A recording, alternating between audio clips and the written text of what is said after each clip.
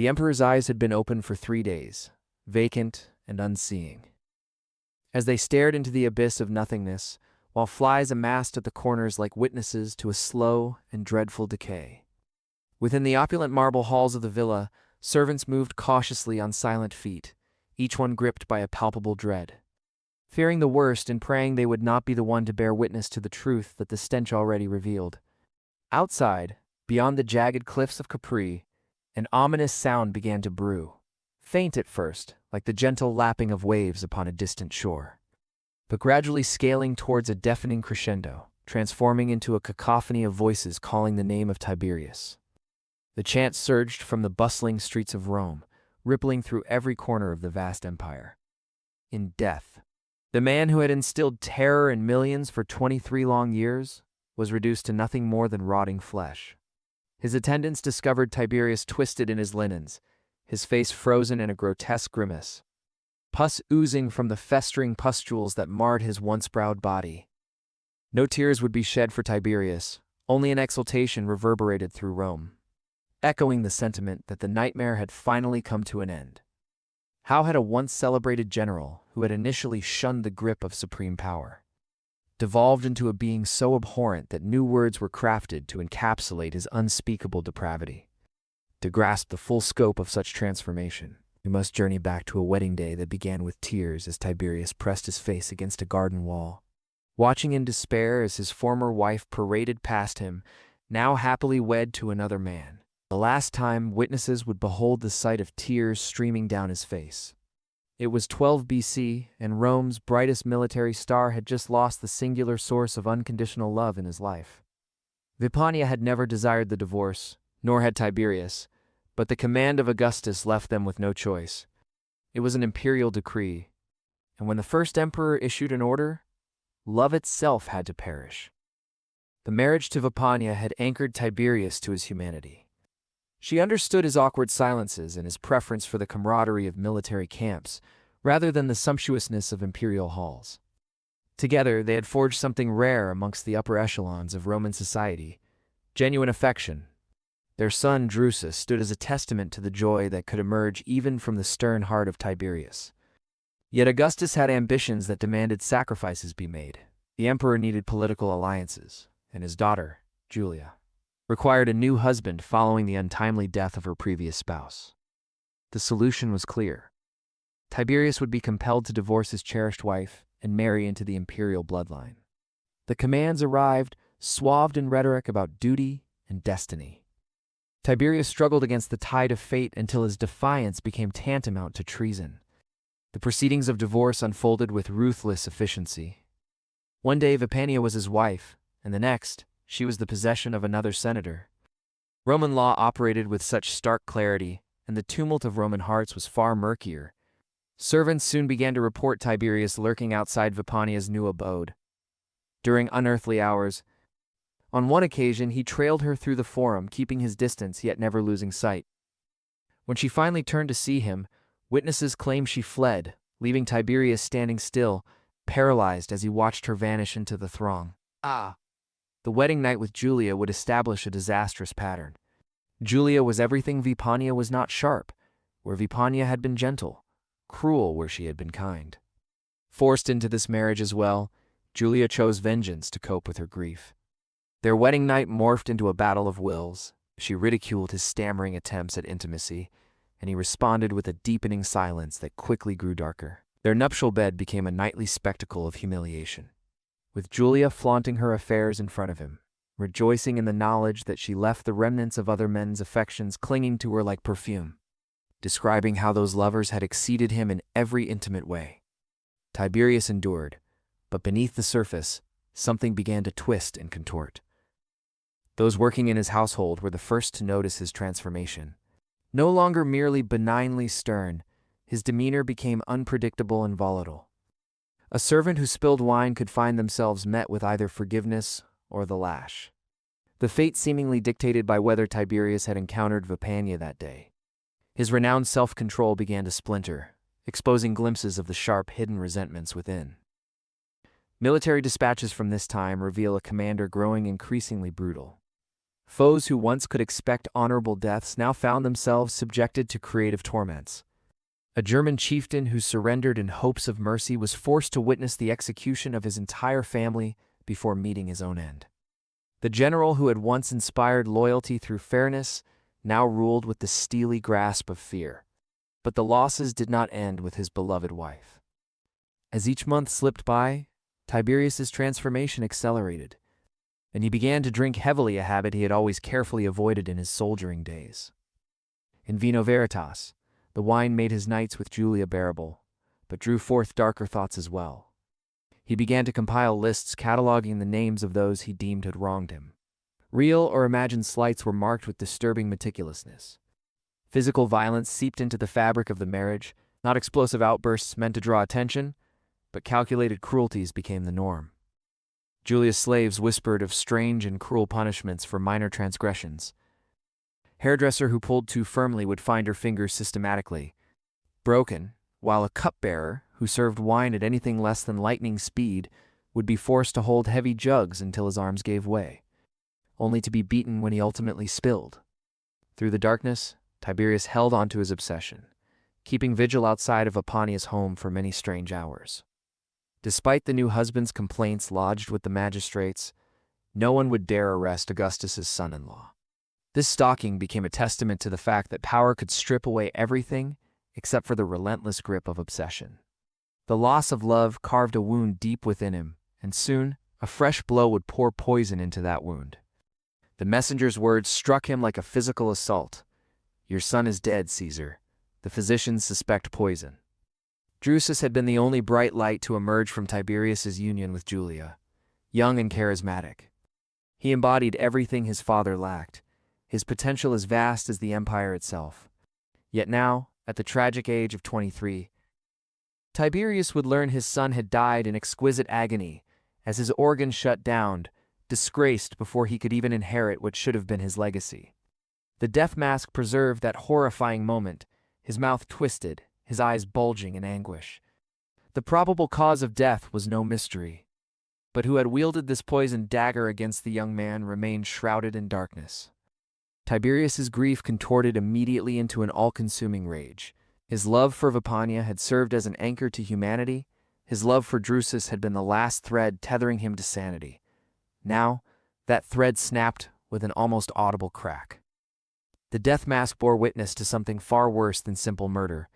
The physicians, their brows furrowed in alarm, discovered signs that this was no ordinary poison. The effects were too deliberate, with a precision crafted to extract maximum suffering. This was the handiwork of someone who had wielded vast knowledge to inflict torment. The killer had ensured young Drusus was not granted merciful oblivion, allowing him ample time to endure the morality of death. Tiberius absorbed this information in grim silence, his face a mask of stoicism, but those nearby noted the blood dripping from his clenched hands where his nails dug brutally into his palms. When he finally found his voice, it was calm, devoid of the storm raging within. "Bring me everyone who had access to my son's food and drink." In that moment, an investigation began under the cloak of nightfall. Not 1. Marked by the measured justice of Rome, but steeped in the dark, primal instincts of vengeance. Tiberius personally interrogated those suspected, beginning with logical inquiries about their movements, alibis, and motivations. But as the conversations progressed, the questions morphed into the surreal. He demanded to know their dreams, their childhood fears, their beliefs about punishments in the afterlife. Each inquiry fueled a growing list of suspects, growing like a vine of suspicion.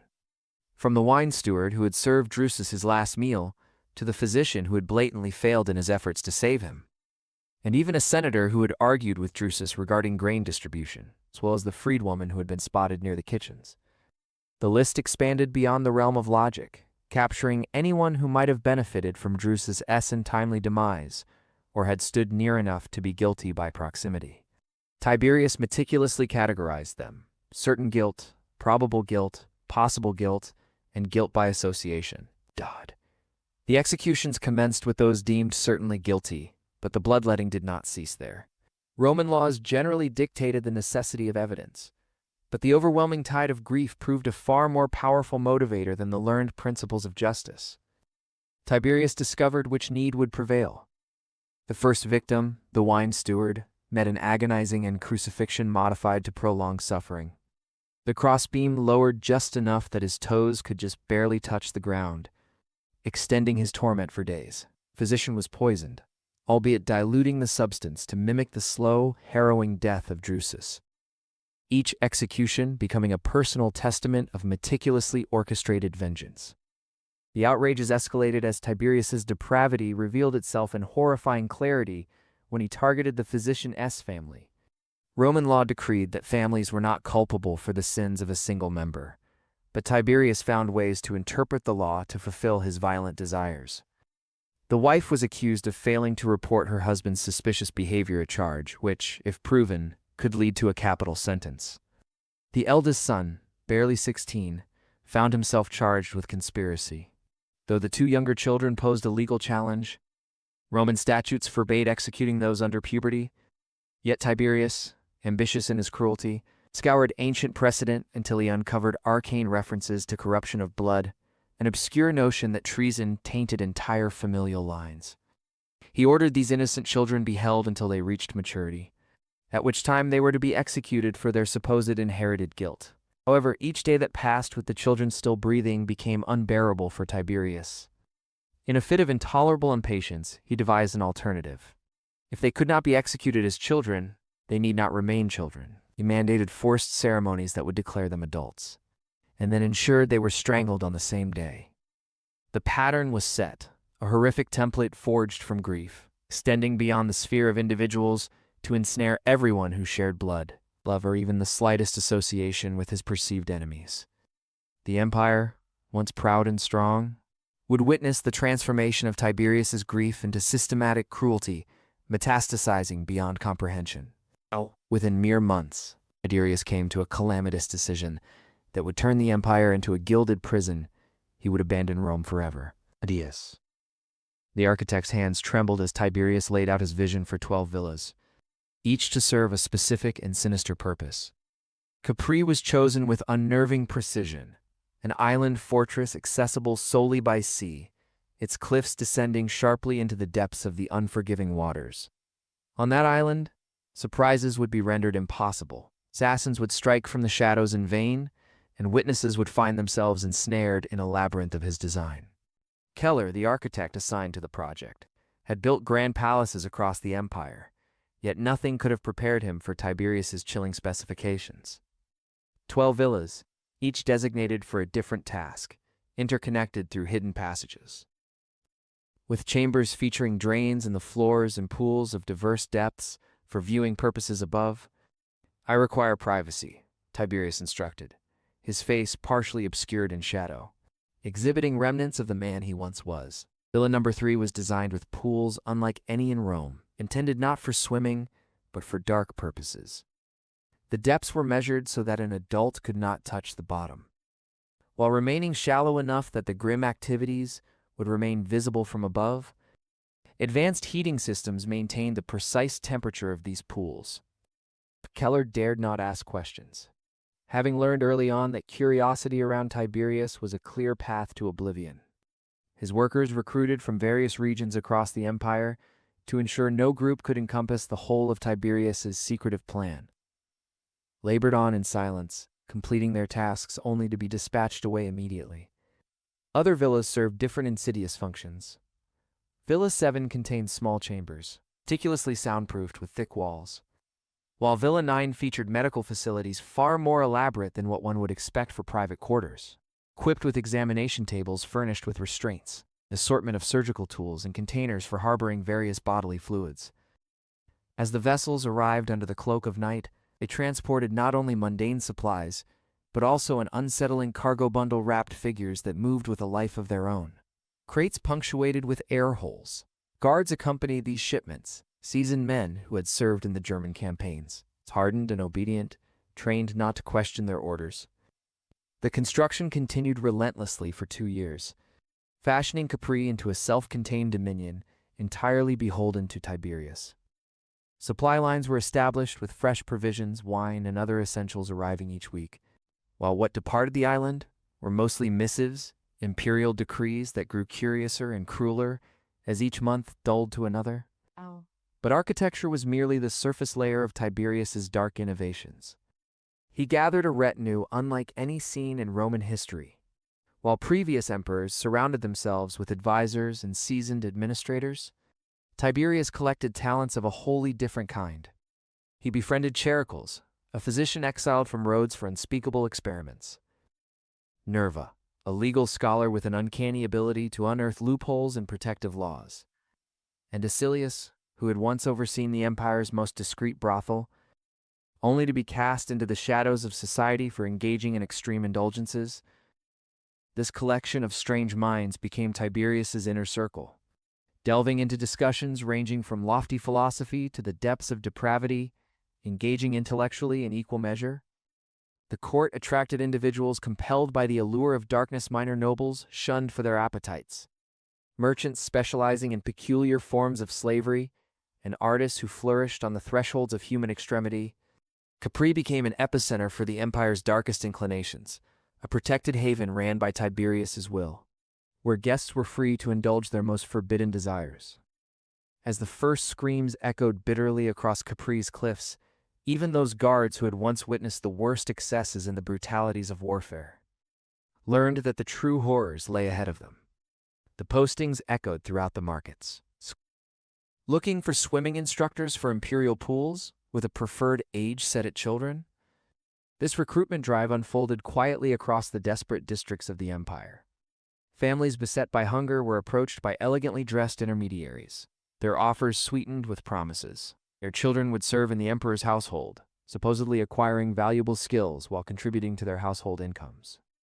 Those parents who dared to prattle with curiosity found the offers rescinded. However, those who agreed would never again see their children. The selected children, predominantly between the tender ages of 6 and 10, were transported towards Capri in concealed wagons and covert vessels. Upon their arrival, the newcomers, bewildered and hopeful, found themselves within a world they had only dreamed of. The lavish marble halls and overflowing banquet tables of the villas seemed like paradisiacal fantasies coming to fruition. The training began with innocuous swimming lessons, the instructors cautious, dousing the children in warmth initially, instilling a sense of comfort with the water and molding an association of play rather than fear. They slowly mastered the art of holding their breath, moving fluidly beneath the surface, learning to swim gracefully across the expanse, while threading through adult limbs without disrupting the rhythm. Rewards were promised for those who excelled sweet comestibles, soft beds, and the allurement of future wealth. In time, the lessons grew increasingly sinister and specific. The children learned to nibble gently, mirroring the small fish that cleaned larger aquatic creatures in nature's endless cycle. First, their practice consisted of fruits, but the lessons soon evolved to one another in an environment of strict supervision. Those who demonstrated reluctance or hesitance learned how severe the consequences could be, while those who dared to bite too forcefully faced capture and punishment, demonstrating that disobedience bore a heavy price. Thus was born the title of minnows, an epithet that resonated with the small schools of fish that formed intricate patterns. Gliding through the water at the prompt of subtle signals, the gentle beckon of a hand signaling approach, the cryptic cues steering their movements underwater. All this carried on in secret beneath the ornate and opulent facades of the villas, an insidious web gathering within the dusty spiral of power. The man who had once stood as a celebrated military leader now descended into a realm of unspeakable cruelty, lost to shadows that gnawed at him, leaving behind the haunted remnants of a reputation steeped in tyranny and terror. Thus, in a world cloaked in the shroud of elevation and exaltation, the emperor discovered an unnerving solace in his new domain, marking the genesis of a darkness that once emanated from the heart of the Republic, but would now be forever intertwined with the soul of an empire. Subscribe to our channel and press the bell icon to support our work and never miss an upload. Like this video, drop a comment, and share it with others to show your support and help us grow this historical community.